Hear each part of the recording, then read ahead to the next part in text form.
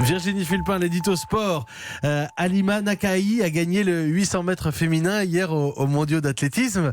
Mais vous, ce matin, Virginie, vous vous concentrez sur la grande absente de la course. La Sud-Africaine Caster Semenya, qui n'a pas pu participer parce qu'elle est hyper androgène. Dis maman, c'est quoi être une femme ? Écoute, mon chéri, tu vas demander au tribunal arbitral du sport parce que c'est lui qui décide maintenant. Caster Semenya n'a pas pu défendre son titre parce que son corps produit naturellement plus de testostérone que le commun des humaines. Et le tribunal a tranché, soit les athlètes hyperandrogènes acceptent de subir un traitement hormonal, soit elles sont interdites de course. Alors attention, ça concerne juste les courses du 400 mètres au 1500. En sprint, on peut être hyperandrogène. Bon, déjà, il y a comme un hic, oui. Ça pose quelques questions, tout ça.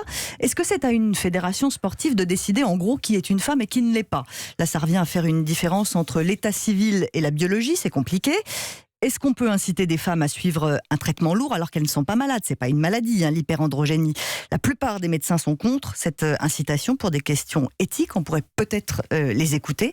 Et puis, est-ce que le fait d'être hyperandrogène est synonyme de dopage ? Non. La définition du dopage, c'est l'amélioration artificielle de la performance. Là, c'est naturel. Donc, pourquoi les punir ? Mais la fédération d'athlétisme parle d'égalité entre les concurrentes pour justifier cette mise à l'écart. Mais ça n'existe pas, l'égalité dans le sport. Sinon, on peut aussi interdire à Ivo Karlovic de jouer au tennis parce qu'il mesure 2,11 m. C'est plus facile pour lui au service, a priori. Et puis dire qu'Usain Bolt a plus de qualités naturelles que ses adversaires. Personne n'a jamais voulu l'empêcher de courir, heureusement d'ailleurs. Donc en fait, on vise les femmes comme si on voulait une norme féminine dans les compétitions. Enfin, en athlétisme, parce que toutes les fédérations sportives ne sont pas d'accord. Dis maman, c'est quoi être une femme ? Écoute, ça dépend si elle court, si elle fait de l'aviron ou du basket.